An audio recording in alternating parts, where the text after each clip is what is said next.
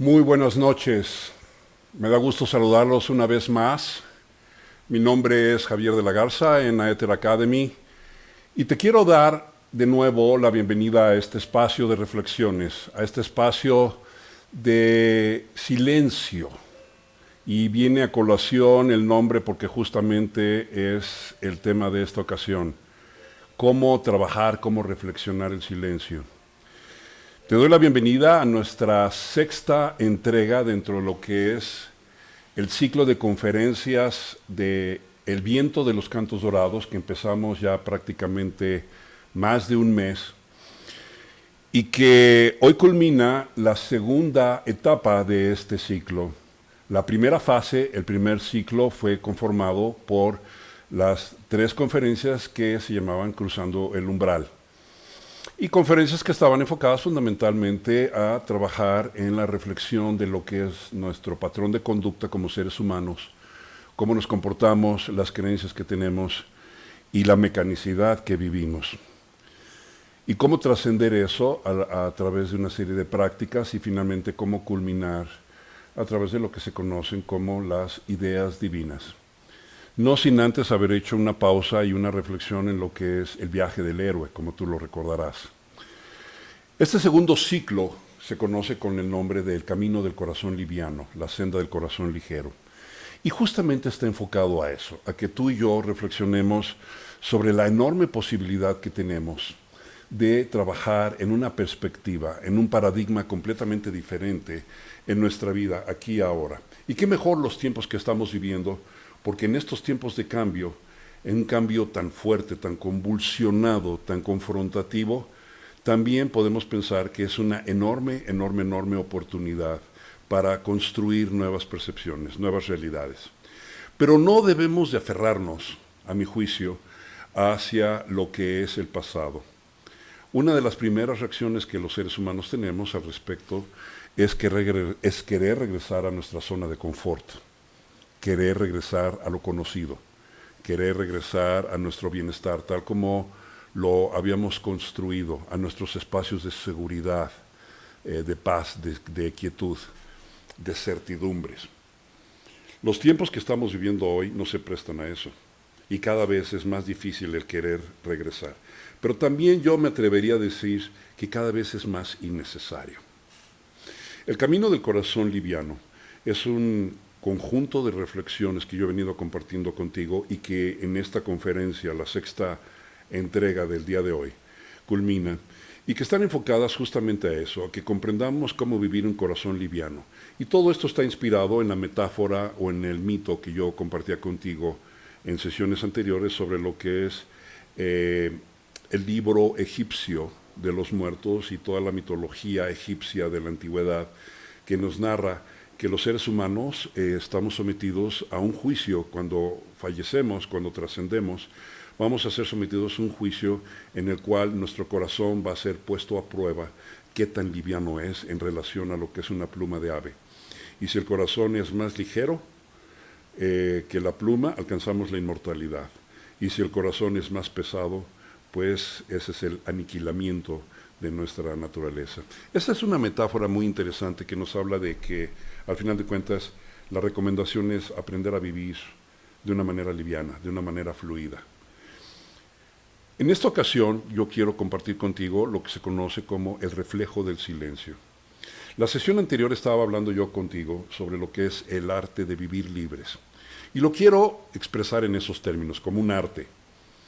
La capacidad que tenemos para vivir de una manera inspirada, como es el arte, de una manera espontánea, como es el arte, de una manera creativa, como es el arte, y aprender a escuchar lo más profundo de nosotros, pero no sin antes liberarnos de ese gran peso que tenemos en nuestro corazón, que son los apegos, las creencias limitantes, los virus mentales de los que yo te hablaba la sesión anterior. Todas esas son prácticas que ya están perfectamente pragmatizadas, es decir, existen metodologías, existen técnicas para liberarnos de esas creencias limitantes. Y en ese sentido, la programación neurolingüística es un repertorio de recursos, es una gran caja de herramientas que te ofrece la posibilidad de trabajar de manera que te puedas ir liberando todos esos apegos, liberando los prejuicios y los juicios que tú tienes con respecto a tu entorno, con respecto a la gente que te rodea, con respecto a ti misma, con respecto a ti mismo. Y de esa manera vivir más libres. Vivir libres no de las ataduras físicas o las restricciones que tú puedas estar experimentando por cualquier razón. En este caso, que estamos confinados por la pandemia y que tenemos ciertas restricciones, sino vivir libres del pensamiento y vivir libres del corazón. Hoy vamos a trabajar la forma más poderosa y más pragmática, más asertiva de esa libertad, que es la práctica del silencio. Esta conferencia se conoce como el reflejo del silencio porque justamente es el resultado de la práctica del silencio lo que nos va a dar una conciencia diferente, una mirada hacia la realidad. La próxima sesión voy a hablarte cómo desarrollar la práctica de sanar tu mirada, justamente. ¿Cómo podemos lograr esa sanación? ¿Cómo podemos cambiar de paradigma, de mirada? Los recursos tú los tienes. Y probablemente esto no sea tan fácil de aceptar en primera instancia. Las capacidades, las competencias, las habilidades, los recursos son inmanentes a tu naturaleza.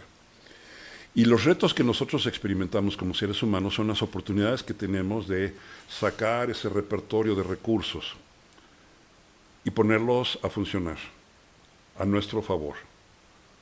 Pero más que a nuestro favor, y déjame ser preciso en este sentido, cuando yo digo a nuestro favor no me refiero al hecho de que a través de todas estas herramientas tú puedas lograr otra vez una zona de confort. Porque una zona de confort, por muy placentera que sea, por muy confortable que sea, es de alguna manera una prisión de la conciencia.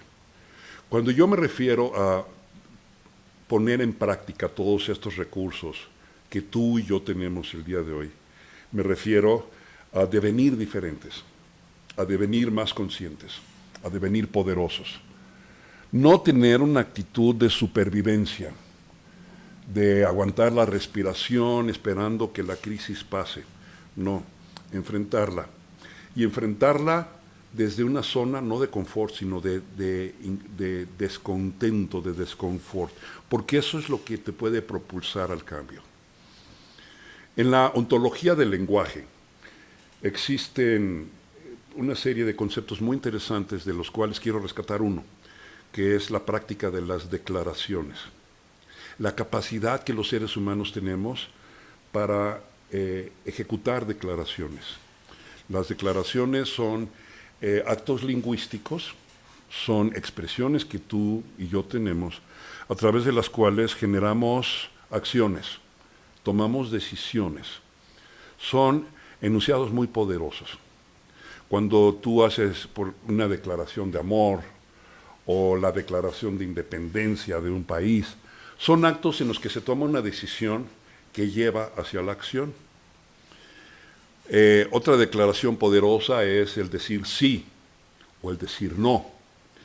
Y en este momento quiero traer a tu atención una declaración particularmente poderosa, que es el basta, hasta aquí.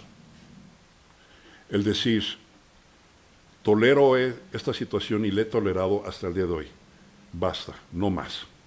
Esa es una declaración extraordinariamente poderosa porque ahí detona el proceso de cambio.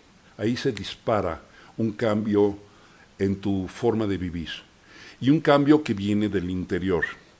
Pero esta declaración de basta es el resultado de un estado reflexivo. Cuando tú entras en este silencio, en esta quietud, en el aquietamiento de lo que yo podría llamar, y no porque yo lo haya inventado, la loca de la casa, sí, como se llama en psicología, en algunas corrientes psicológicas, la loca de la casa. Los budistas le llaman el parloteo mental, la turbulencia que vivimos los seres humanos, de estar pasando de un pensamiento a otro, a otro, a otro, sensaciones, recuerdos, memorias, tristezas, ilusiones, expectativas, amenazas, preocupaciones. Y si pudieras conectar de alguna manera unos electrodos a tu cerebro, y esos electrodos estuvieran conectados a un amplificador y a unas bocinas, se oiría un ruidazo espantoso, una estridencia, un ruidazo impresionante, como fiesta de rock, de concierto de rock, ¿no? A nivel mundial. Esa es la turbulencia que traemos. Y eso es justamente lo que tenemos que hacernos conscientes, porque no estamos conscientes ni siquiera que traemos esa turbulencia. Esa turbulencia, tantos pensamientos, tantos ruidos, de alguna manera como que nos hipnotizan. Y caemos en un estado de somnolencia, de hipnosis, de trance hipnótico colectivo, como lo llamaba Jung, en el cual estamos sumidos la mayor parte del día. Por supuesto, hay momentos en el día en el que tú estás despierta, estás despierto y estás consciente de lo que estás haciendo. Pero estarás de acuerdo conmigo que en muchas ocasiones caemos en una mecanicidad, caemos en esa somnolencia, en esa inercia que no sabemos ni hacia dónde vamos. ¿Cuántas ocasiones te ha sucedido que tomas el teléfono y empiezas a marcar y te contesta tu tía? ¿Sí? Y tú dices, bueno, ¿y tú qué haces ahí? Y tu tía te responde, ¿cómo que qué hago ahí? Aquí vivo. Pues ¿a dónde hablé? Pues me hablaste a mí. No, es que yo le quería hablar a mi hermano, pues me marcaste a mí. No somos conscientes de lo que estamos haciendo en muchas ocasiones. O muchas veces vamos manejando y vamos en automático y vamos a un lugar que no queríamos ir porque estamos idos. O en ocasiones, a mí me ha sucedido que voy caminando por la calle, una calle que he transitado miles de veces, una avenida que he caminado en el auto por años y años y años, y de pronto digo, bueno, ¿y este edificio cuándo lo pusieron? Esto es nuevo. Y la gente me dice, no, no es nuevo, este edificio tiene 10 años aquí. ¡Wow! No lo había visto. O sea, vamos como que encerrados, ensimismados en nuestra experiencia de vida y muy sumidos en esa turbulencia mental, en ese parloteo tan fuerte. Justamente eso es lo que se trata. Entonces, en una ocasión anterior yo platicaba contigo sobre el hecho que vivimos de alguna manera una vida, una experiencia de espejismos, como si estuviéramos rodeados de espejos por todos lados. Y esos espejos se están reflejando en nuestro propio rostro. Es como cuando tú te paras frente al espejo de tu baño y tú mueves una mano y el espejo mueve una mano. Y tú mueves tu cabeza y el espejo mueve la cabeza. Y tú dices, wow, qué maravilla, el espejo tiene vida. Y dices, no, no es cierto. Simplemente el espejo está reflejando lo que tú estás haciendo. En ese contexto, lo que yo les comentaba era de que así funciona la mente, la manifestación, el poder creativo del ser humano, y lo que estamos experimentando hoy en día son espejismos o reflejos de lo que tú tienes en tu interior. Entonces la gran pregunta que nos hacemos es, ¿cómo podemos gobernar eso? ¿Cómo podemos controlarlo? ¿Cómo puedo yo manifestar todo eso? ¿Cómo puedo manifestar lo que yo quiero en la vida? Y se han hablado durante los últimos 20, 30 años muchísimo, muchísimo, ampliamente. Hay cualquier cantidad de libros, autores, conferencias, temas sobre lo que es el poder de la atracción y la manifestación y el poder de la intención y la creatividad. Y eso es maravilloso. Y probablemente algunos de ustedes han intentado eso, no una, sino varias veces, y probablemente algunos de ustedes se han sentido frustrados porque dicen, ok, estoy haciendo todo lo que la metodología me dice, ¿por qué no me funciona? ¿Por qué sigo teniendo estos retos? Mi respuesta sería porque el problema es de fondo, no de forma, porque el reto que tenemos es, en una primera instancia, aquietar nuestra mente, en una primera instancia, poner en silencio nuestra mente y focalizar nuestra atención. Y de esa manera empezamos a acceder a un espacio inexplorado al día de hoy en pleno siglo XXI por la humanidad, que se conoce como el campo cuántico, como el espacio infinito de todas las posibilidades. Esto no es nuevo. Desde el punto de vista de la física, el campo cuántico se viene discutiendo desde principios del siglo XX por grandes científicos del calibre de Einstein, de Dirac, de Pauli, de Schrödinger, de Heisenberg. Todos ellos empezaron estas conversaciones a principios del siglo XX. Te estoy hablando, la primera década del siglo XX empezaron a discutirse todos estos temas. Pero esto va todavía mucho más lejos. El poder de la creación y la manifestación se viene proponiendo desde la antigüedad. Los textos sagrados de la humanidad hablan de eso. Grandes filósofos del siglo XVIII o siglo XIX han venido hablando sobre todos estos temas. Y me pareció interesante poder compartir contigo algunas reflexiones de pensadores o de filosofías que de alguna manera yo creo que ejemplifican lo que te estoy diciendo. La primera de ellas es una cita de Friedrich Nietzsche, un gran filósofo alemán, que en alguna ocasión dijo: ¿hasta dónde nos es permitido explorar los laberintos del alma sin perder la razón? Entrar en ese silencio, entrar en ese vacío y empezar a explorar y meterte en lo que es tu verdadera esencia. En ocasiones eso puede ser atemorizante, porque no lo conocemos y de manera instintiva le tenemos miedo a lo desconocido. Pero conforme nos vamos metiendo, vamos descubriendo cosas insospechadas. Y es como una especie de laberinto, como decía Nietzsche. Y es un riesgo también, porque en la medida que te vas metiendo, se va colapsando por completo lo que tú conoces como vida, como tu realidad. Y eso puede ser probablemente una experiencia de estar perdiendo la razón, de estarte volviendo loco, ¿no?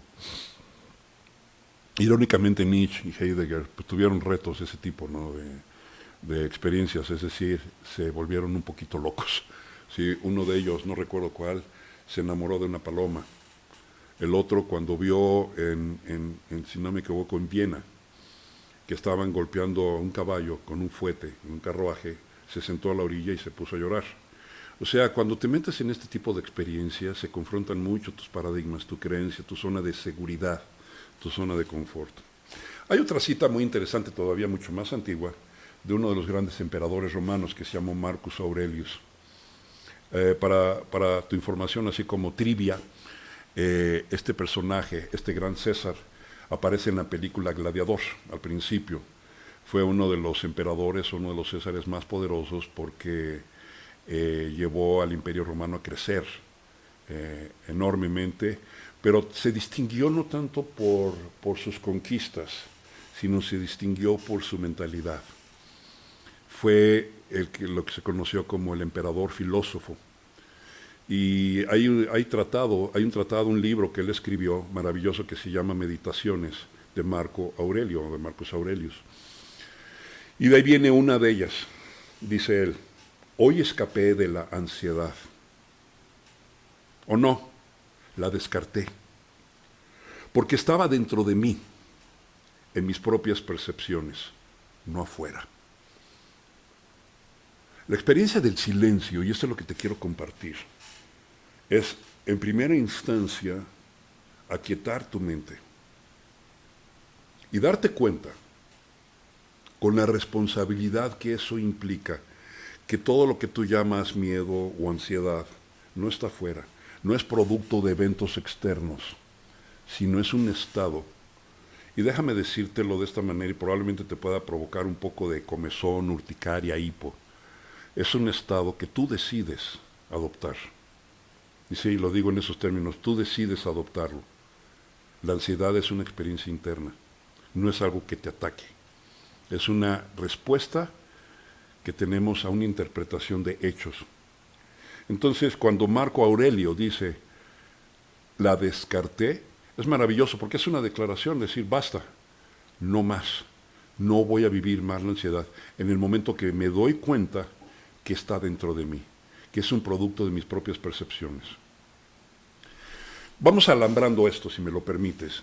Y lo que te quiero decir es, cuando hablamos de percepciones, hablamos de interpretaciones de la realidad, por un lado. Hablamos de lo que son los reflejos de todo eso que tú estás creando internamente. Pero estas interpretaciones, y esto es interesantísimo, estas interpretaciones son producto de una serie de filtros que tú tienes, pero de eso te voy a hablar un poquito más adelante. Tú vas distorsionando, tú vas filtrando lo que tú estás viendo a través de tus 5 sentidos y vas generando tus propias interpretaciones de lo que es la realidad. Y en base a eso, tomas decisiones de cómo vivir eso emocionalmente. Nosotros no tenemos del todo, por decirlo así, control sobre los acontecimientos que experimentamos, las experiencias que vivimos. No se trata de controlar las experiencias, se trata de controlar las emociones que se originan de esas experiencias. Eso es lo que es importante. Y te quiero invitar a que me des el beneficio de la duda, que le des el beneficio de la duda a esta idea. Probablemente no es tan fácil decir, espérame, me estás diciendo que yo tengo la culpa de todo lo que me pasa. No necesariamente la culpa, no lo quiero poner en esos términos, pero sí la responsabilidad. Pero como se dice coloquialmente, si tú caíste en un hoyo, tú puedes salir del hoyo. Tú tienes el remedio, tú tienes la solución implícita al problema. Entonces, la ansiedad es una decisión y escapar de la ansiedad, del miedo, es también una decisión. Pero ¿cómo podemos escapar de estos estados emocionales incómodos, negativos, desagradables, si ni siquiera podemos reconocer que los tenemos? Si ni siquiera podemos reconocer que tenemos el poder, la capacidad para trascenderlos, que es cuestión de una decisión. ¿Cómo podemos escapar de la ansiedad si tenemos esa turbulencia mental? ¿Cómo podemos escapar de todo esto si estamos sumidos en una especie de trance hipnótico y que vivimos nuestra vida día con día en base a un paradigma social de luchar o de huir? Y yo te platicaba en una ocasión anterior al respecto de eso, que esa es una conducta primaria del cerebro humano y que está muy internalizada en lo que se conoce el cerebro reptiliano. Porque en la antigüedad, probablemente hace miles de años atrás, nuestros antecesores pues vivían prácticamente bajo esa forma de vida. O luchaban o huían, ¿sí? Y si no luchabas, te ibas a convertir en la cena de algún tigre o de un león o algo por el estilo. Ibas a hacer el desayuno de alguien, ¿no? Entonces tenías que luchar o huir. Pero de alguna manera seguimos viviendo en ese paradigma, y eso yo te lo comentaba la vez pasada, que eso es lo que nos genera los estados de estrés, de ansiedad. Entonces, para empezar a jalar el hilo de la madeja, lo que yo te pudiera decir, el silencio juega un papel extraordinariamente importante aquí. Es parte de una estrategia de vida. Es parte de una filosofía, pero también de un pragmatismo. Cuando yo te hablo de esto, me refiero a algo que me parece sumamente interesante.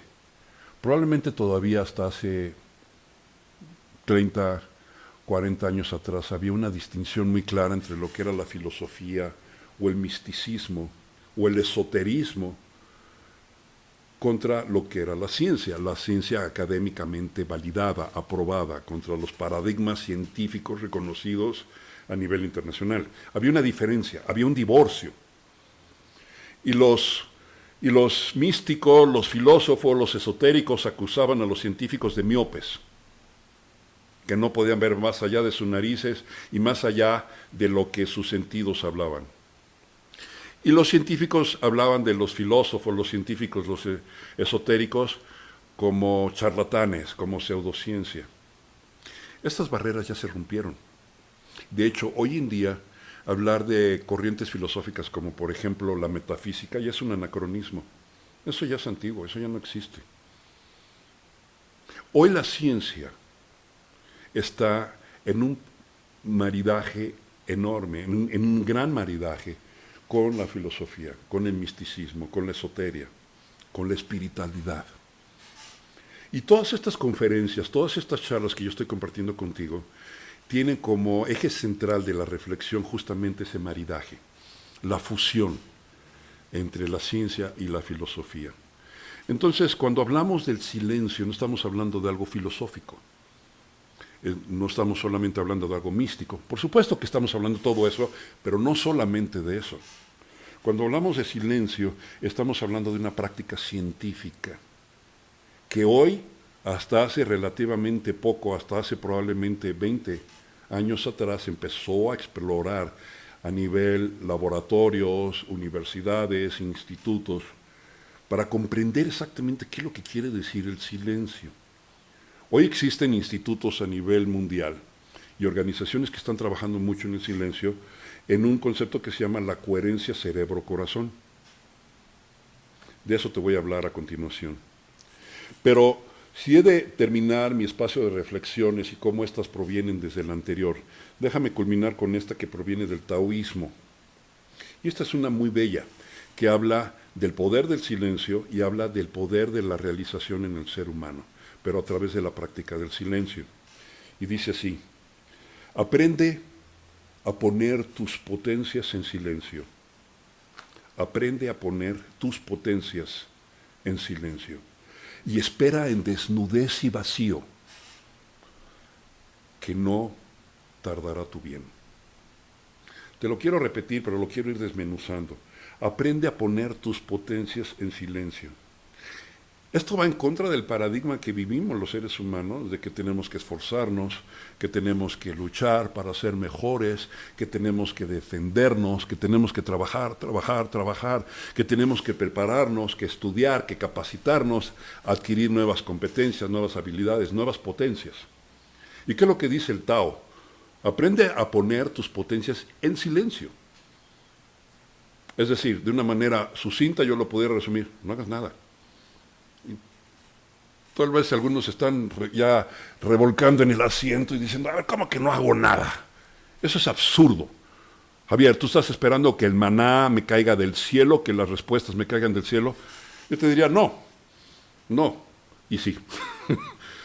Yo te diría: a ver, vamos desmenuzando esto con cuidado y con responsabilidad, y con reflexión y con atención. Cuando el Tao o el taoísmo se refiere a poner tus potencias en silencio, habla de un paradigma completamente distinto. Porque aquí, en vez de hablar de pasividad, de ser pasivos y esperar que las grandes respuestas de nuestra vida nos caigan del cielo y aparezcan de la nada, al contrario, es una postura totalmente activa o proactiva. Nada más aquí es enfocar el sentido de tu actividad, enfocar el sentido de tu esfuerzo, de tu trabajo. Porque a continuación dice este mismo proverbio: espera con desnudez y vacío. En silencio, en esa desnudez, en esa libertad, en ese vivir libres, como yo te comentaba en la conferencia anterior. Que haciendo esto, no habrá de tardar tu bien. Entonces, el poder de la manifestación, de la visualización creativa, la ley de la atracción, si nos damos cuenta con esto, funciona de una manera relativamente diferente. ¿Qué es lo que pasa? Que me da la impresión, a ver si estás de acuerdo conmigo, que nosotros hemos querido mezclar paradigmas. En el mundo físico, si yo me pongo a hacer ejercicio, a correr, a levantar pesas, voy a ir fortaleciendo mis músculos, ¿sí? Entonces, mientras más pesos levanto, mientras más corro, mientras más esfuerzo hago, mi cuerpo responde con mayor fuerza, con mayor energía. Hay un mecanismo de compensación. En el mundo mental es exactamente lo contrario. Hay una ley mental que dice: en la mente el esfuerzo se derrota a sí mismo. ¿Qué quiere decir esto? Que mientras más esfuerzo, más aprensión tengas, menos resultados tienes. El silencio, la desnudez y el vacío es lo que da resultado. En el Antiguo Testamento judeocristiano existe en uno de los libros de profetas, el profeta Isaías, un proverbio maravilloso, muy bello, que dice: en quietud y en confianza es tu fortaleza. De nuevo, es lo mismo, entrar en ese silencio, entrar en esa quietud. Y en la medida que toda esa turbulencia mental, ese parloteo interno, se va disolviendo, se va difuminando, las cosas empiezan a verse con cierta claridad. Y ahí es donde empieza a fluir la vida de una manera diferente. Muchas de las creencias limitantes que tú y yo tenemos como seres humanos derivan o devienen justamente de ese parloteo. Juicios anteriores que son retroalimentados por la televisión, por los medios, por la gente con la que convives, con la que conversas, y que a través de todo eso tú vas fortaleciendo esas creencias y vas armando más espejos y más espejos alrededor tuyo, que son espejos ilusorios, como ya lo comenté en otra ocasión. Y justamente lo que se trata es ver del otro lado del espejo, como yo te platicaba también. ¿Y qué es lo que hay al otro lado del espejo? Justamente el reflejo del silencio. ¿Y cuál es el reflejo del silencio? La nada. Y cuando tú te encuentras en la nada, tú eres todo. Y bueno, suena medio romántico, medio cursi, poético, pero poco pragmático. A ver, ¿cómo mastico esto? ¿Cómo lo derivo? ¿Cómo lo internalizo? Y ahí se dispara otra vez la mente analítica, la mente racional. ¿Cómo le hago para atrapar esto? ¿Cómo le hago para agarrarlo? No hagas nada. Justamente ese es el punto. Y esto puede ser, de nuevo, como insisto, porque probablemente este soy yo estoy hablando de mí, pero a mí, siendo una persona que vengo de una educación muy racional, yo estudié ingeniería, pues yo estoy basado en hechos, en pragmatismo, en realidades, en circunstancias o en modelos factuales. Compruébamelo, dame los sustentos, ¿no? Y a mí me ha costado mucho trabajo colapsar todo este tipo de creencias y colapsar estas resistencias que yo estaba oponiendo a mi propia vida. Y la vida se ha encargado de darme las oportunidades para que yo colapse estas creencias. De una manera en ocasiones un tanto cuanto ilustrativa, gráfica y no del todo cómoda en ocasiones, pero extraordinariamente poderosa, muy reveladora, siempre y cuando tú tengas la actitud. La actitud. El tema al que yo he llegado, la conclusión a lo largo de todos estos años de estar trabajando en esto, es que el 99% del esfuerzo es actitud, o el resultado es derivado de actitud, no de aptitud, no de capacidades. Hay un dicho que dice, es la actitud, mas no la aptitud, lo que da la altitud. Y esto se me hace así como que delicioso, porque en esa medida sabemos hacia dónde enfocarnos, actitud. Y eso es lo que te quiero hablar ahora. Mi esfuerzo para contigo, si me lo permites, con todo respeto y cariño, es persuadirte a un cambio de actitud. No esforzarte más. No se trata de luchar o huir. Se trata de aquietar. Porque en el momento que tú aquietas el cerebro reptiliano, que en el momento que tú aquietas el parloteo mental que proviene de tu corteza cerebral, fundamentalmente en estas zonas, lo que se llaman los lóbulos parietales o los lóbulos temporales, tu conciencia empieza a moverse, tu punto de atención como ser humano se empieza a mover en otra dirección. Y esto está perfectamente monitoreado a través de electroencefalogramas en estudios que han hecho en laboratorios de neurofisiología. Una persona que entra en un estado de meditación, en un estado de silencio, es maravilloso esto, empiezan a hacerle tomografías, PETs, electroencefalogramas, y ven cómo se empiezan a apagar, por decirlo así, las regiones parietales y temporales del cerebro, de la corteza cerebral, y empieza a haber una experiencia cortical de los lóbulos parafrontales, que es donde se encuentra tu capacidad de creatividad, tu innovación, tu poder de realización consciente. Mientras más tú buscas en resolver a través de la lógica, del intelecto, del razonamiento, los grandes retos de tu vida, más estás dando vueltas sobre lo mismo. Y el ejemplo que yo siempre pongo es como ese hámster, ese ratón que está dando vueltas en esas ruedas, corre y corre a toda velocidad y nunca se mueve del mismo lugar. Muchas veces vivimos los seres humanos así. Y esto se me hace una ociosidad científica, déjame decírtelo. Hay una propuesta que dice que el ser humano tiene alrededor de 60 a 70,000 pensamientos diarios. Yo digo que es una ociosidad científica porque me pregunto quién se puso a contar todos los pensamientos. Ahí va 1, 2, 3. Llegar hasta 60,000 me hace muy loco, ¿no? Pero bueno, esa es otra historia. Pero se ha monitoreado que los seres humanos tenemos un promedio de 60 a 70,000 pensamientos cada día. Lo dramático del asunto no es eso. Lo dramático del asunto es de que al día siguiente tenemos prácticamente los mismos pensamientos.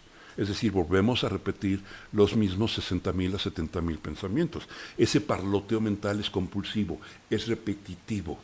Y seguimos dando vueltas hipnotizados en el mismo trance, en la misma ilusión. Y todo eso es derivado de ese parloteo, de ese ruido mental, de esa turbulencia a nivel de neurocórtex, derivada de esa postura instintiva de luchar o huir, de defendernos. Tenemos que luchar para alcanzar nuestra felicidad, tenemos que luchar para defendernos de las amenazas del mundo, y si no, tenemos que escaparnos, tenemos que huir de alguna manera. Y esto está muy internalizado, está introyectado. En ocasiones yo pudiera atreverme a decir a nivel de improntas, muy en lo más profundo de tu conciencia. Los seres humanos tenemos más o menos una relación en lo que se refiere a la conciencia de todo lo que experimentamos en un día. El 5% lo hacemos consciente y el 95% cae en el subconsciente. 95%. 95%. Estos son algunos datos duros, no inventados por mí, no inventados por algún fanático charlatán del New Age. Estos son datos duros de estudios de neurofisiología y de psicología, hoy en día en diferentes institutos a nivel mundial. 5% consciente, 95% subconsciente. Lo interesante del asunto es de que desde el subconsciente se gobiernan una cantidad astronómica de conductas de cada uno de nosotros, cada día, cada momento. Pero no nos damos cuenta. No nos damos cuenta porque estamos sumidos en ese 5% que es ese parloteo. Entonces esta es una combinación viscosa de experiencias que finalmente nos podemos preguntar, bueno, ¿y esto a dónde nos va a llevar? ¿Cómo lo podemos resolver? ¿Qué tenemos que hacer? ¿Qué tengo que hacer yo en mi vida? Porque yo quiero responder a preguntas instintivas de mi vida. Mi bienestar material, mi seguridad física, la seguridad de mi familia, de la gente que yo amo, etcétera, mi dinero, etcétera. Y justamente en estos tiempos que estamos viviendo es donde se presenta la enorme posibilidad de colapsar todas esas creencias, todos esos apegos, lo que yo te hablaba, creencias limitantes, apegos, virus mentales, empiezan a aflorar y se genera mucho más turbulencia. Pero aquí la solución no es sacar la espada y empezar a pelear con todo eso, porque en la mente el esfuerzo se derrota a sí mismo. ¿Qué es lo que hay que hacer? En quietud y confianza es tu fuerza, en silencio, en ese silencio mental. Entonces, el trabajo tiene que ser claro en ese sentido.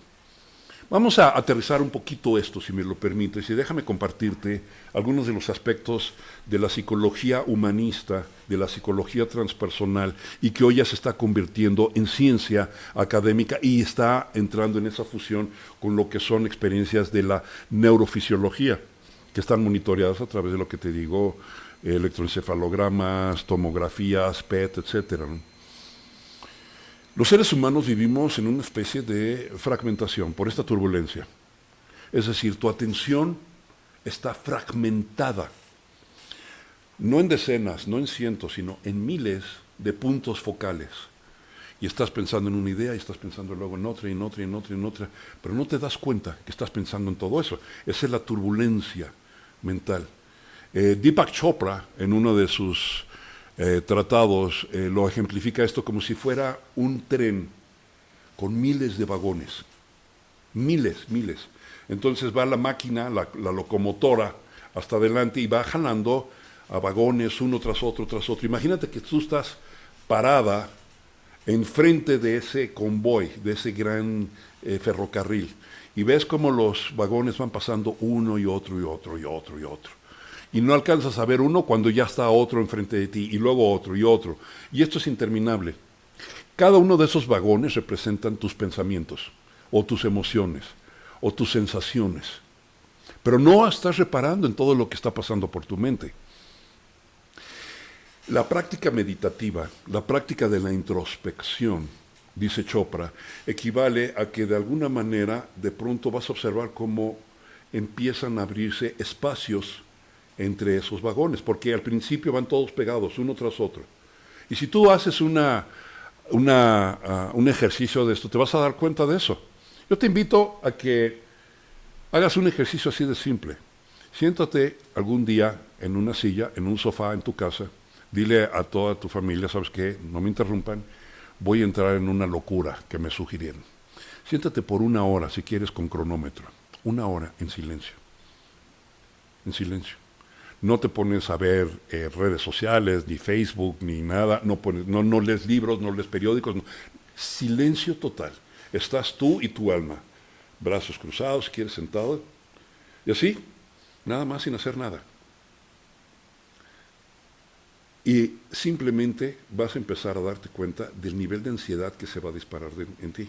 Y vas a empezar a decir, esto es un absurdo, esto es un desperdicio de tiempo, esto es una ociosidad, es una estupidez, esto es ilógico, no tiene caso estar haciendo esto, no sirve para nada, con tantas cosas que tengo que hacer, y yo perdiendo el tiempo aquí. Y vas a empezar a escuchar todo ese parloteo.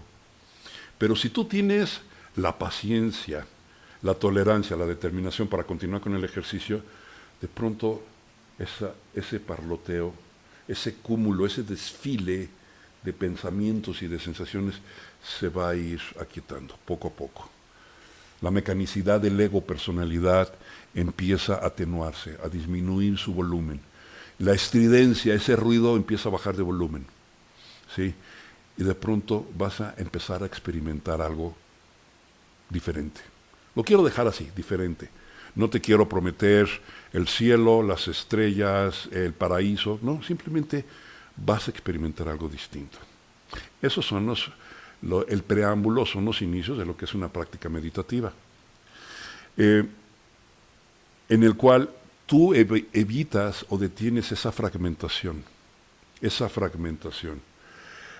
Gurdjieff hablaba de esa fragmentación y la representaba con el nombre de legión. Muchos yoes, múltiples yoes.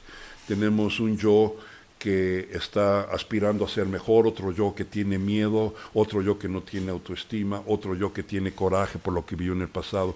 Y todos esos yoes, como máscaras, que yo te hablaba también en otra ocasión, van desfilando frente a ti.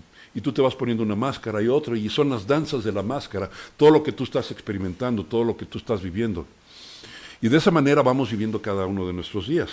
Eso genera una incoherencia en tu cerebro y genera chisporroteos en diferentes zonas de tu, de tu corteza cerebral, de tu experiencia cortical, y eso genera estrés, genera cortisol, genera adrenalina, lo que ya te platiqué anteriormente.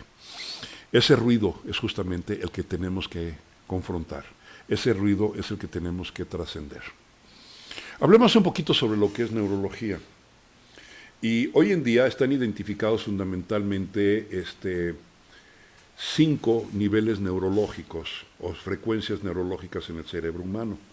En este momento que estamos conversando, que yo estoy conversando contigo, nos encontramos fundamentalmente en el nivel beta.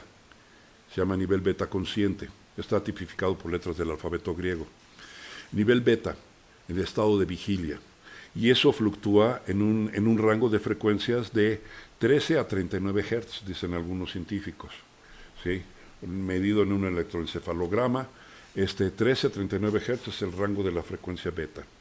Cuando tú entras en sueño, cuando tú te duermes o entras en estado de meditación, tú bajas a lo que se conoce como nivel alfa.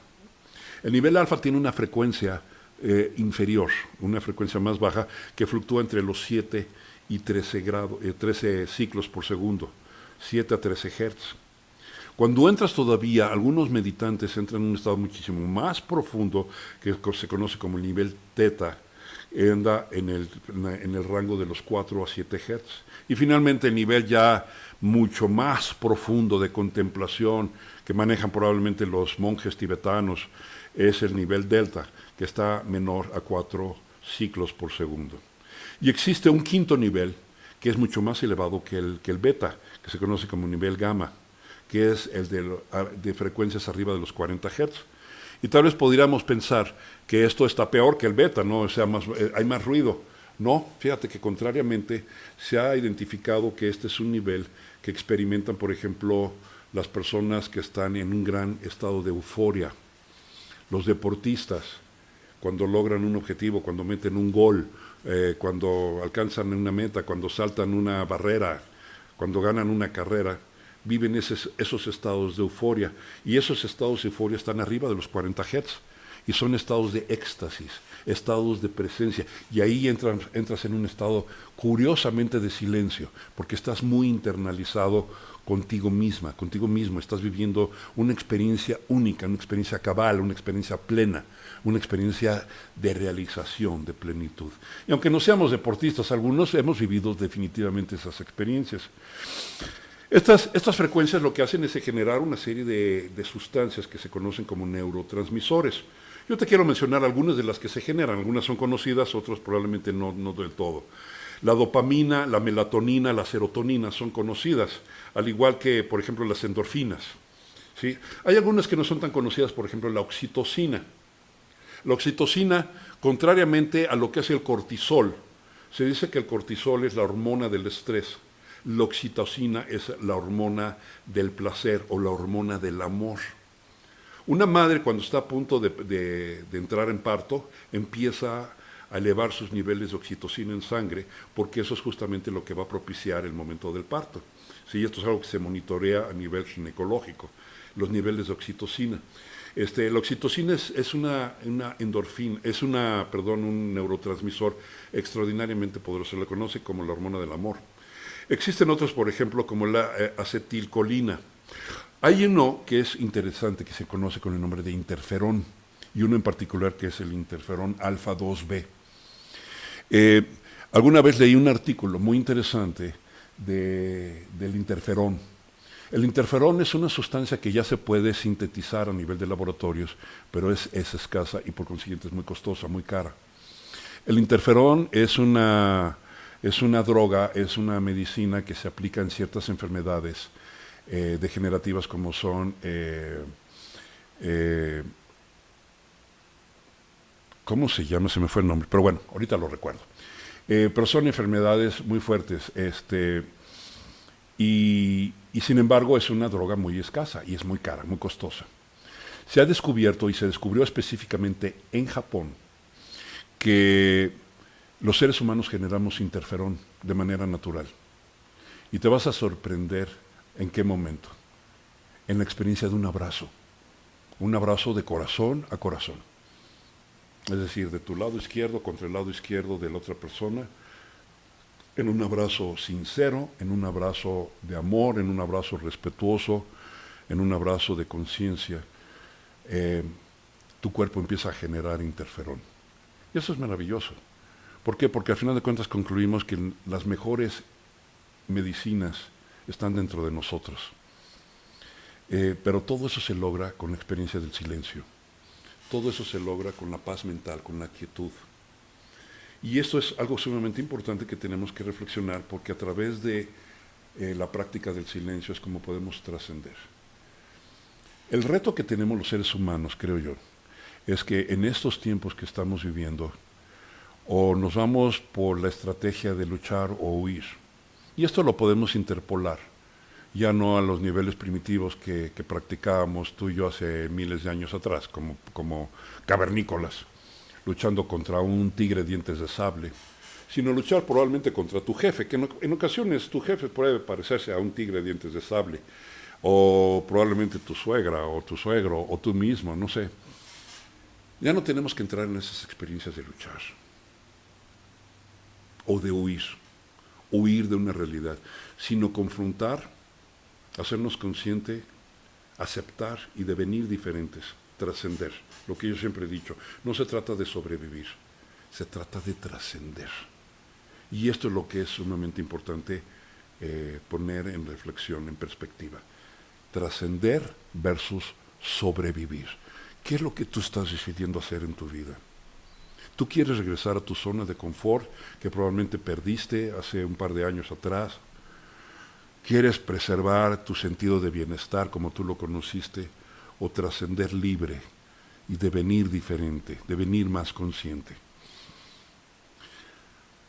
La filosofía y la psicología ancestral hablan de que de alguna manera estamos en un estado de sueño.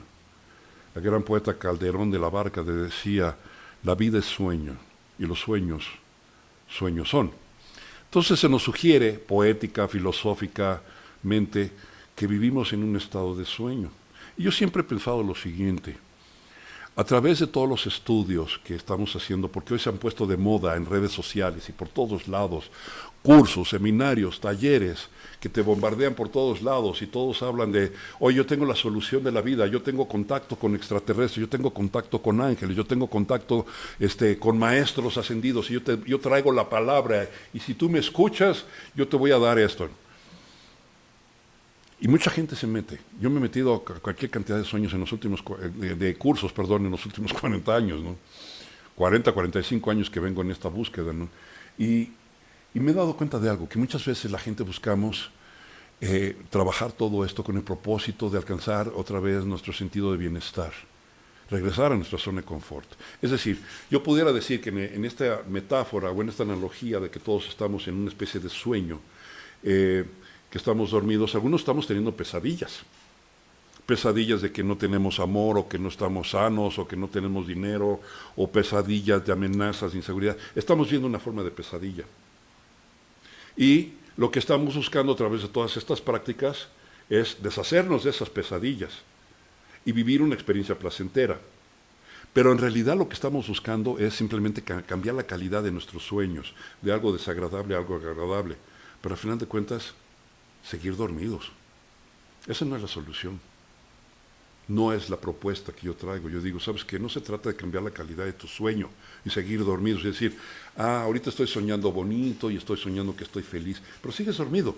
Como en la película Matrix, ¿no? Seguimos dormidos. Y solamente estamos cambiando la calidad de nuestra experiencia. No, de lo que se trata es de despertar. Ya no estar ni en sueños feos ni en sueños bonitos. Se trata de despertar, de devenir conscientes. Esa es la propuesta. Esa es la propuesta. Y probablemente es una propuesta que requiere mayor dedicación, mayor atención. Una propuesta que requiere una decisión más fuerte de parte tuya. Decir, ¿sabes qué? No se trata nada más de estar dando vueltas como hámster en la misma rueda. Se trata de salir de eso. Se trata de salir a una experiencia de vida diferente. Y tienes que estar dispuesta a pagar el precio. Pero esto no lo digo de una manera lamentable o dramática, ¿no? Es el viaje del héroe del que yo te platicaba. Es el viaje heroico, ¿sí? Y empezar a vivir y aceptar con docilidad, con humildad, con un corazón abierto, con un corazón liviano. Empezar a vivir todos los retos que te está poniendo la vida y decir, ok, lo acepto, no voy a regresar a mi zona de confort, lo acepto porque esto de alguna manera me está molestando, me está doliendo, pero eso es lo que me está incentivando a cambiar. Y eso es poner las cosas en una perspectiva diferente, ponerlas en un contexto distinto. No sé qué opinas, me gustaría escucharte al final de esta charla. ¿Cuáles son tus reflexiones al respecto de todo esto? Cuando nosotros vivimos esta experiencia de la fragmentación, estamos ensimismados de alguna manera. Y estamos retroalimentándonos en un sentido de una autoimagen falsa.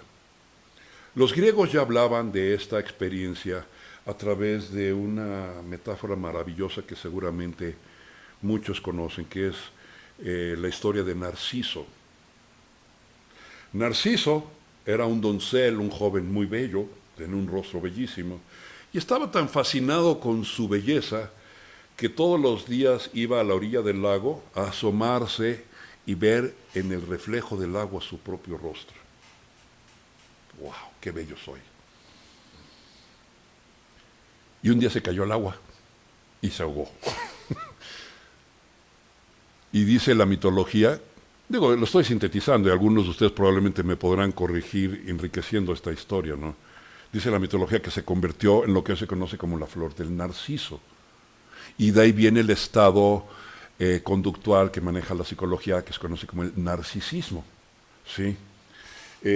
Eso, al final de cuentas, es como se habla dentro de la filosofía de la escuela de Gurdjieff, un estado de identificación.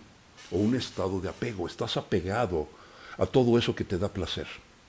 Y estás ensoberbecido y enorgullecido, te sientes feliz y pleno de tus logros y de tus éxitos. Y dices, vean qué fuerte soy, vean qué exitoso soy, vean qué bello soy. Porque en la medida que los demás me reconozcan, yo me reconozco. Y lo único que estoy viviendo de alguna manera es un estado de mayor somnolencia. Estamos viendo un estado narcisista. En la escuela del Enneagrama de la personalidad se estudia esto y hay conductas, hay patrones conductuales que son narcisistas.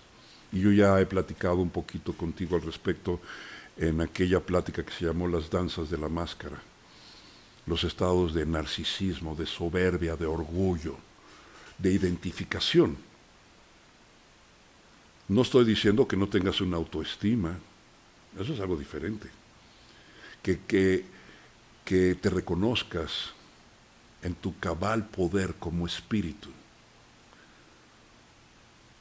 Eso es otra historia.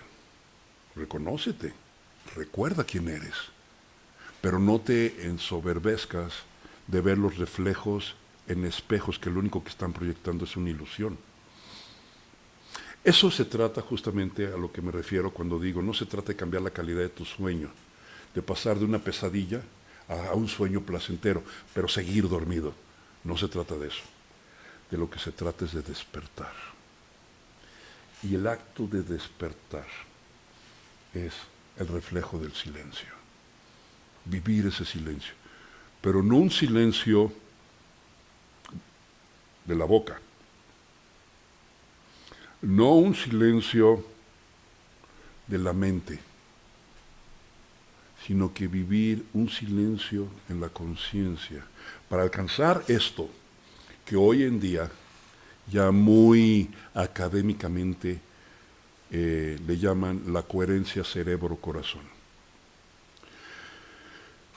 Se ha descubierto hasta hace relativamente poco, y ya yo había mencionado un poco de esto al respecto, pero permíteme abundar un poco más. Se ha descubierto relativamente reciente que el corazón, el músculo cardíaco, tal como lo conocemos, tiene otras funciones que no conocíamos. Hasta finales prácticamente del siglo XX, la ciencia pensaba que ya conocía todo sobre la cardiología, sobre el corazón, y las diferentes funciones y las diferentes partes, etc. ¿Cuál es la sorpresa? Que hace relativamente poco, porque es hace relativamente poco, unos cuantos años atrás, en los años 90, finales de los años 90, mediados finales de los años 90, se empezó a descubrir que existen células nerviosas en el corazón, que algunos autores le llaman neuritas, otros simplemente le llaman neuronas, y que existe un cúmulo de neuronas bastante interesante en el corazón que tienen patrones de pensamiento, patrones de reflexión, que el corazón tiene una relación íntima, estrecha, directa con el cerebro a nivel del sistema límbico, una parte interna de tu cerebro, y que existe un flujo de información, un tránsito de información entre el cerebro y el corazón a través del nervio vago, de tu sistema nervioso autónomo. Y más aún, que el tránsito o el tráfico de información que proviene del cerebro es menor que el tráfico de información que proviene del corazón. Es decir, el corazón le manda más información al cerebro que la que el cerebro le manda al corazón. Y más aún, que se han medido, y escuchaba conferencias de algunos físicos cuánticos y algunos científicos que decían, es increíble cómo no nos habíamos dado cuenta de esto. Se han medido los campos eléctricos del cerebro y se han medido los campos magnéticos del corazón. Y hay una relación dramática, abismalmente enorme, entre el campo magnético del corazón, que trasciende las fronteras de tu piel y se va varios metros a la redonda tuyo, un campo magnético y el campo eléctrico del cerebro es sustancialmente inferior. ¿A dónde voy con todo esto? Algo que ya se ha venido hablando por cientos de años, probablemente por miles de años, y está sintetizado en una reflexión, en un proverbio muy lindo, que dice: solo el corazón conoce de razones que la razón no conoce.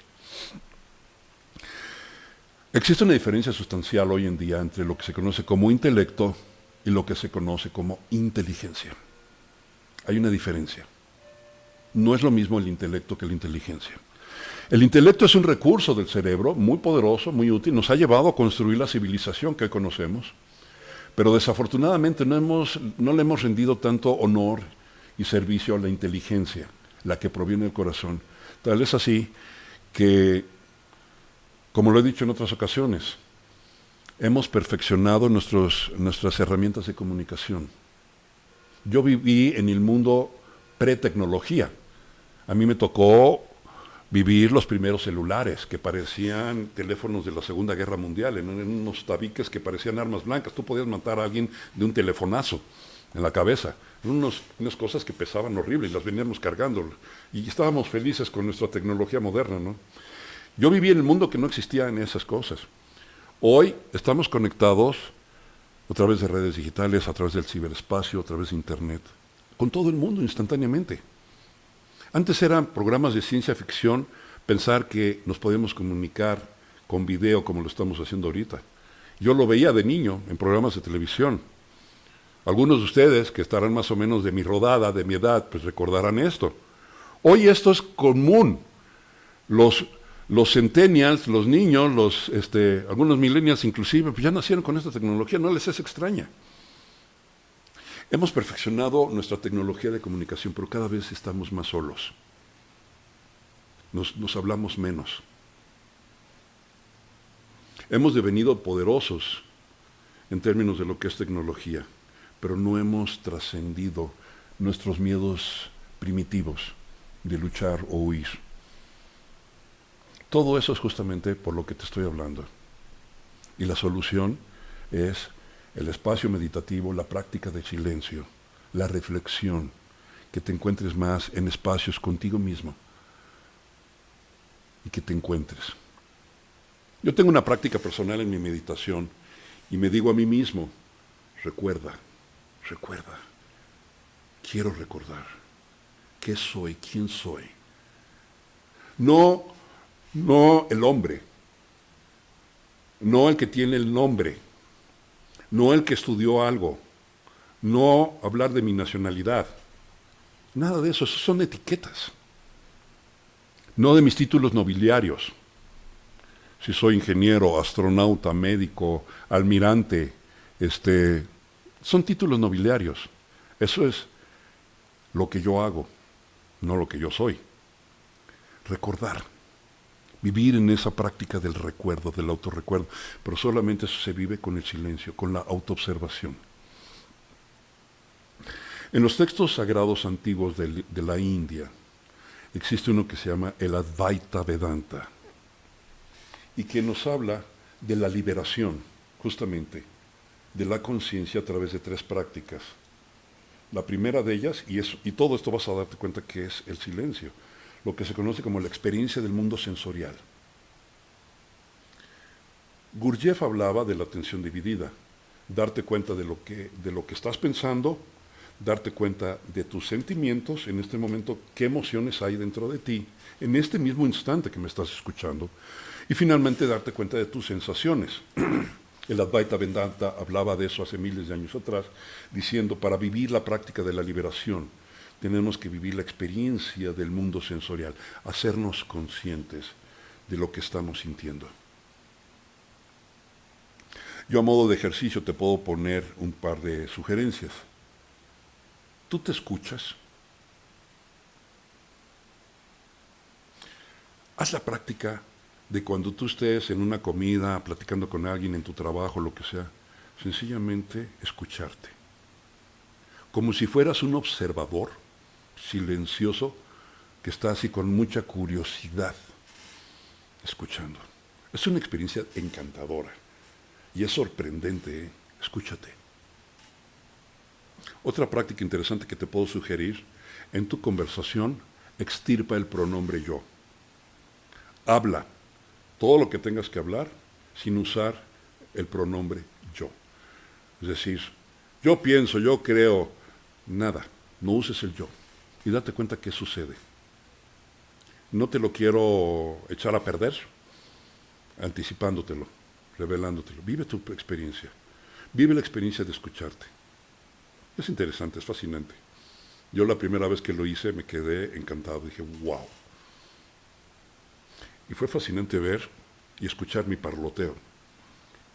Como te darás cuenta, no ha mejorado mucho. Me la puedo pasar hablando horas y horas y horas ininterrumpidamente, ¿no?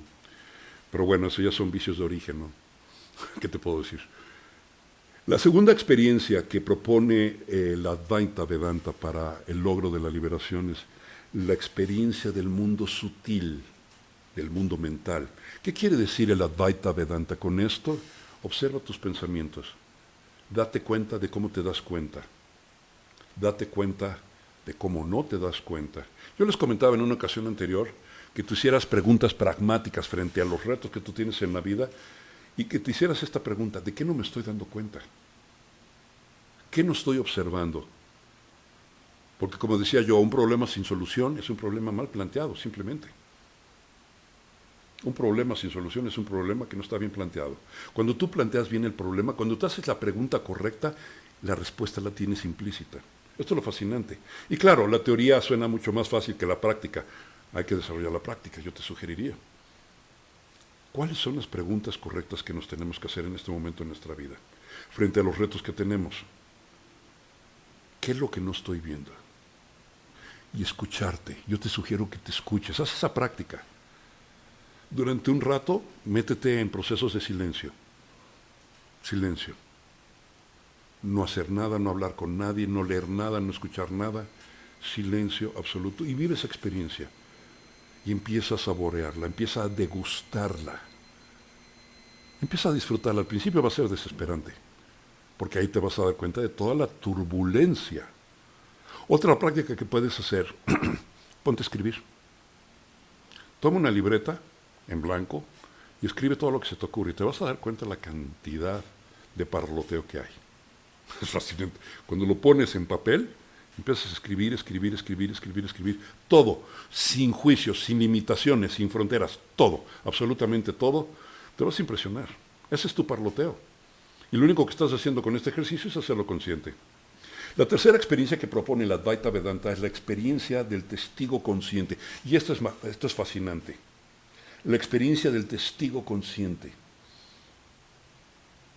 Imagínate que a esta altura, del lado derecho de tu cabeza, hay un espejo, un pequeño espejo como de tocador, y en ese espejo está tu rostro. Imagínatelo. Es muy loco lo que te estoy diciendo probablemente, pero es una práctica meditativa muy interesante. Se llama la práctica del espejo del observador. Y ahí estás tú, y tú te estás viendo a ti misma. Te estás viendo a ti mismo y estás observando, sin juicios.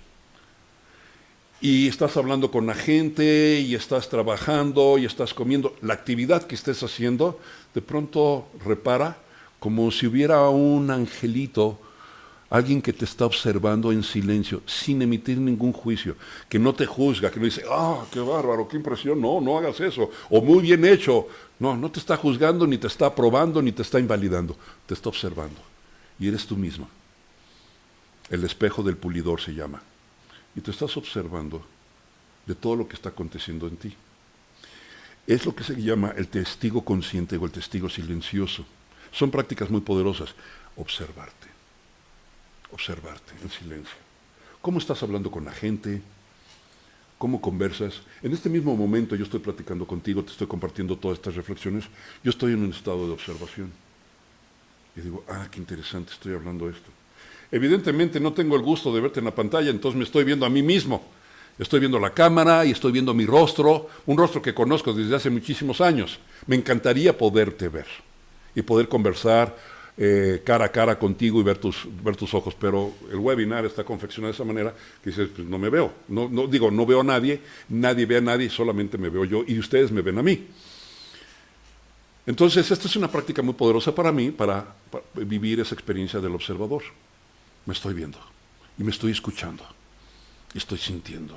Esa práctica de atención dividida, la experiencia del testigo consciente. ¿Por qué?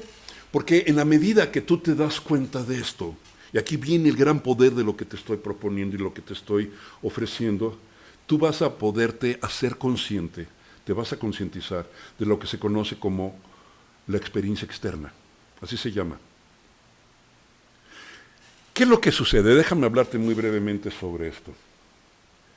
La mente tiene mecanismos, la mente intelectual, el cerebro o el intelecto, la mente racional, la mente analítica, tiene mecanismos de filtraje muy eficientes, muy poderosos, que en un momento dado reciben toda la información que proviene de nuestros sentidos, de tus ojos, de tus oídos, de tu piel, sientes frío, sientes calor, de tu cuerpo, sientes cansancio, de tus emociones, toda la información que está generándose en cada instante de tu vida, en cada segundo de tu vida, está siendo procesada por tu intelecto a través de un aparatito medio chistoso, que tiene un nombre muy pomposo, déjame presumírtelo, se llama Sistema de Filtraje de Formación Reticular.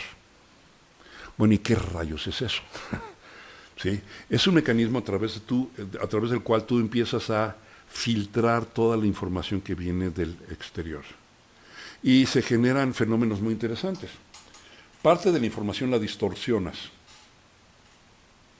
¿Qué quiere decir esto? A través de tus juicios, de tus prejuicios, de tus apegos, tú distorsionas eso.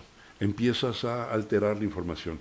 O la empiezas a disolver, la generalizas. No ves la objetividad de lo que te está sucediendo. Es parte de la turbulencia mental que tú tienes, que yo tengo, que los seres humanos vivimos día con día en esta sociedad. En otras ocasiones eliminas información poderosa y esa información se va a tu subconsciente.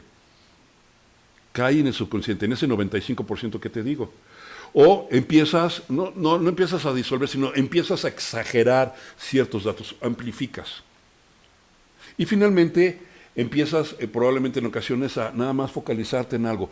Probablemente tú te recuerdas, si estuviste conmigo en una charla anterior, de que empezamos a ver el árbol y no vemos el bosque, estamos focalizando en una situación. Esta situación de la pandemia nos ha llevado a focalizarnos en unas cuantas cosas de la crisis. Los miedos, las vacunas, los temores de salir sin cubrebocas, qué sé yo. Estamos focalizando la información que nos llega del exterior. Estamos distorsionando, estamos generalizando, estamos dramatizando. Todo esto es el sistema de filtraje, de formación reticular del que te hablo. Y al final de cuentas, ¿sí? Tú tienes una imagen en la realidad, pero la imagen interna que se forma en tu cerebro, en tu corteza cerebral, es completamente diferente. Y esa imagen ya es una imagen de miedo, de distorsión, de agresión, qué sé yo, que genera incoherencia. Eso dispara la incoherencia cerebro-corazón, genera cortisol, adrenalina, y bueno, por ahí nos vamos a espirar para abajo hasta las enfermedades. ¿Sí? Entonces, de lo que se trata es cómo resolver esto, cómo resolver el mito de Narciso, cómo resolver este proceso, cómo entrar a lo que tú realmente eres como ser humano, como mujer, como hombre, ¿cómo le podemos hacer? Y tan simple como pueda sonar, tan ridículamente simple como pueda sonar, probablemente no me lo creas, es la práctica del silencio. En quietud y confianza es vuestra fortaleza, decía el profeta Isaías, capítulo 30, versículo 15. Pon tus potencias en desnudez y espera en quietud y en vacío, que tu bien no tardará. Silencio. La respuesta ha estado ahí frente a nosotros. Escuchaba yo justamente eso, ¿no? El trabajo de algunos neurofisiólogos y decían, es sorprendente cómo es tan simple desarrollar la práctica del silencio. Respiras 3 veces profundamente por la nariz, inhalas por la nariz, exhalas por la boca, sueltas. y vas llevando tu atención hacia tu pecho, hacia tu corazón. Hay un principio que dice, ahí donde está tu atención, ahí está tu energía. Fíjate lo que te estoy diciendo. Donde está tu atención está tu energía. ¿Dónde está tu atención? La pregunta, a ver, ¿en qué estás? ¿Qué es lo que estás observando? ¿Estás observando miedos? ¿Estás observando amenazas, riesgos, peligros? ¿O estás observándote a ti? Estás observando el potencial de tu corazón. El corazón tiene inteligencia. El corazón es el portal hacia lo que se conoce como la intuición. Nuestros abuelos no estaban tan errados cuando decían, escucha tu corazón. Ahora en el pleno siglo XXI estamos diciendo, el corazón es la fuente de sabiduría. Eso lo sabían los abuelos y los bisabuelos. Y nos lo decían, escucha tu corazón. ¿Qué te dice tu corazón? Y tu corazón te responde. Hay prácticas meditativas y te voy a hablar de eso en una próxima conferencia que se llama el reflejo silencioso. ¿Al qué, perdón? El encuentro silencioso, gracias por la corrección. El encuentro silencioso, que es la práctica meditativa. Y ahí es donde vamos a culminar este ciclo de conferencias para ti. El encuentro silencioso, que son los diferentes modelos de meditación que podemos llevar a cabo, practicar en casa. No tenemos que ir a templos, no tenemos que construir grandes altares. Yo he meditado en autobuses, parado, en camiones, aquí en la Ciudad de México, agarrado así. Como van tan llenos de gente, no me tengo que preocupar porque me vaya a caer. Me he agarrado del tubo, cierro los ojos y me pongo a meditar, lleno de gente. Gurdjieff desarrolló sus mejores obras, sus mejores tratados en los cafés de París, por allá de los años 30, en los albores de la Segunda Guerra Mundial. Una turbulencia, un ruidazo, y le encantaba tomarse su Armagnac, un licor así bastante fuerte. El Armagnac, yo he tomado Armagnac, que es interesante esa bebida, y ahí se ponía a escribir. O sea, no necesitas entrar en un lugar especial. Tu verdadero templo eres tú. Sencillamente es la decisión de vivir ese estado de silencio. Entonces, es vivir esas prácticas meditativas del silencio a través de simplemente respirar 3 veces, focalizar tu atención en el corazón, sentir tu corazón, y en un promedio de 3 minutos, déjame repetir eso, 3 minutos, cuando tú haces esta práctica, tú alcanzas la coherencia cerebro-corazón. ¿Cómo se mide eso? Porque tu variabilidad del ritmo cardíaco se incrementa. ¿Sí? La distancia que hay entre cada pulso cardíaco que se mide en un electrocardiograma, el pico de la señal, si tú ves un electrocardiograma, hay una señal que es un pico, que es una señal muy alta.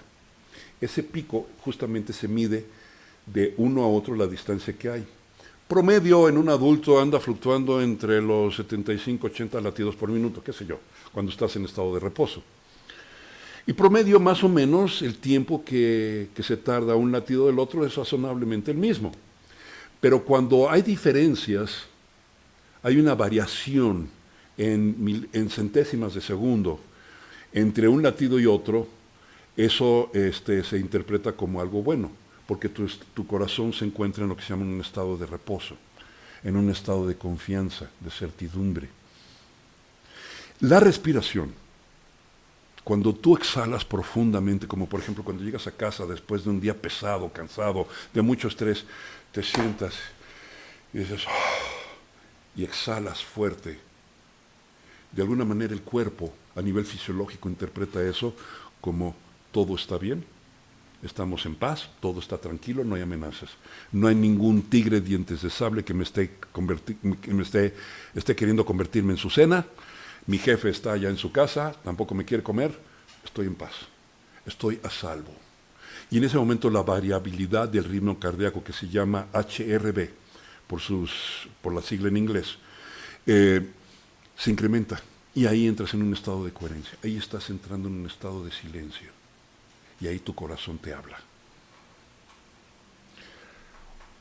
Hay un poema inglés que dice, creo que fue Robert Frost quien lo escribió, dijo, el silencio es la verdadera voz de Dios. Simplemente silencio, querido amigo, lo que yo te puedo sugerir. El reflejo del silencio es tu realización. El reflejo del silencio es el encuentro contigo misma, contigo mismo. En el antiguo Japón,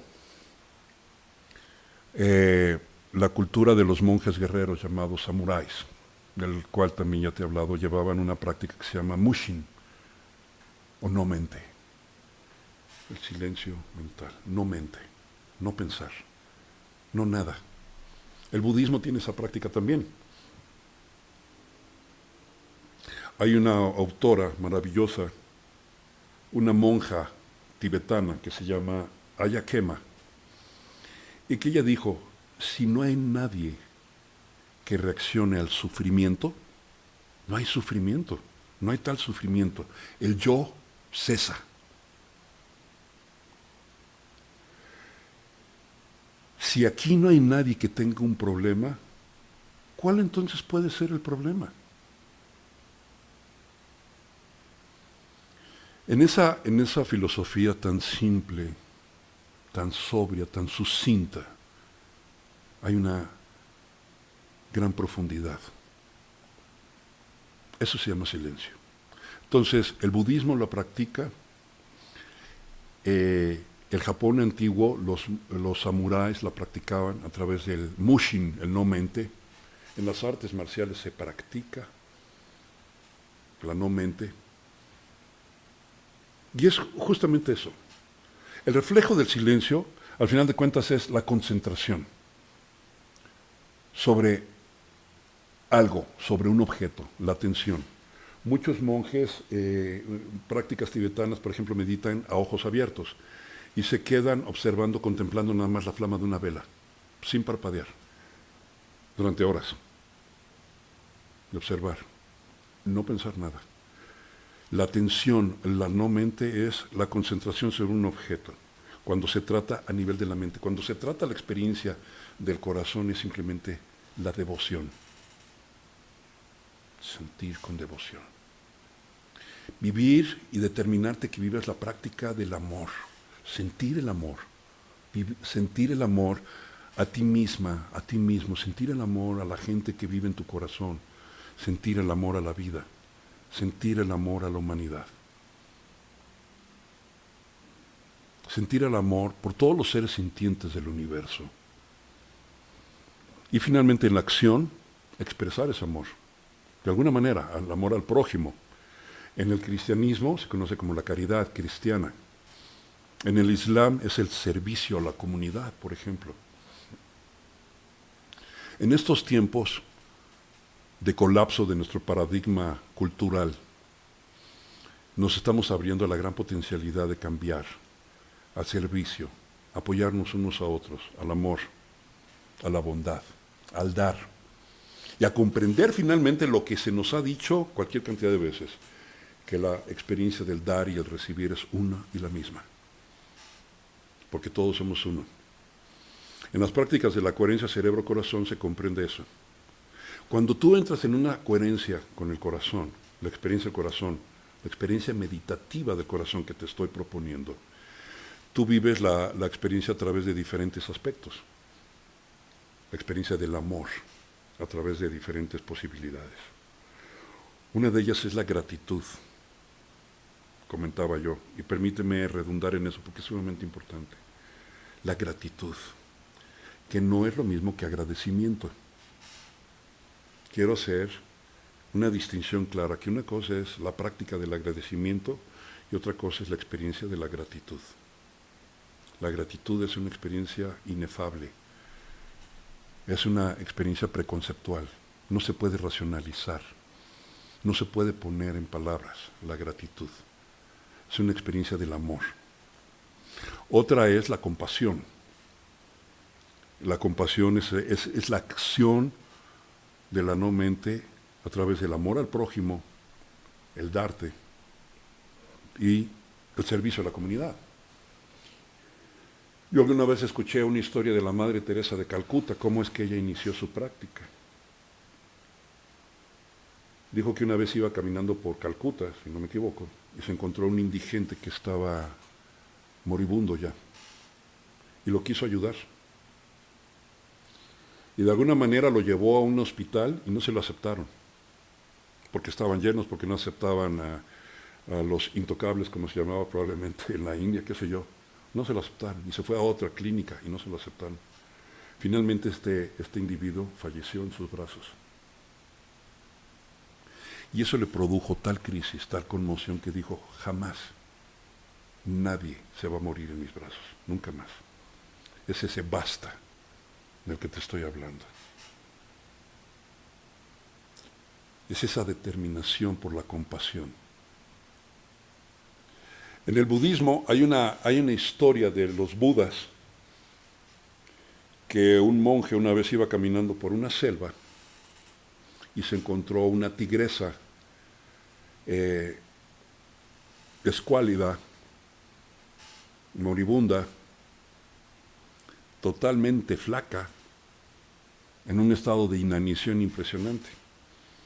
Y tenía sus trigrillos, tenía una camada de cachorros junto a ella, que no podían comer, porque la tigresa, la madre, no tenía leche. Y este monje, en compasión, en amor, se cortó un dedo y le regaló un poco de su sangre. Y más o menos como pudo, la tigresa empezó a lamer la sangre del dedo de ese monje, pero seguía muy débil. Entonces se cortó más fuerte la mano y le acercó la mano. Y la tigresa le empezó a morder la mano. Finalmente la tigresa acabó devorando al monje y se recuperó. Y dice la historia que ese día ese monje se iluminó. No te estoy sugiriendo que te coma un perro, ¿no? Pero yo creo que este ejemplo sirve para comprender lo que es la compasión. Es darse en perfección. El amor es darse en perfección sin esperar nada a cambio. Y la práctica del amor se manifiesta a través de la gratitud, de la compasión o de la admiración o del servicio. Esto es la práctica del silencio. Esto es lo que tenía para compartir contigo en esta noche. Y hablando de gratitud, pues estoy ampliamente, profundamente agradecido contigo. Siento una enorme gratitud porque te has invertido a estas reflexiones en esta noche conmigo y por ello te estoy eternamente agradecido. Gracias por escucharnos. La próxima semana ya vamos a empezar la tercera fase del ciclo del viento de los cantos dorados, que se conoce como el círculo de hierro. Y vamos a empezar con la primera conferencia de ese círculo que se conoce Sanando tu mirada. Al final de cuentas, una serie de reflexiones orientadas a cómo cambiar, queriendo resumir todo esto, tu mirada.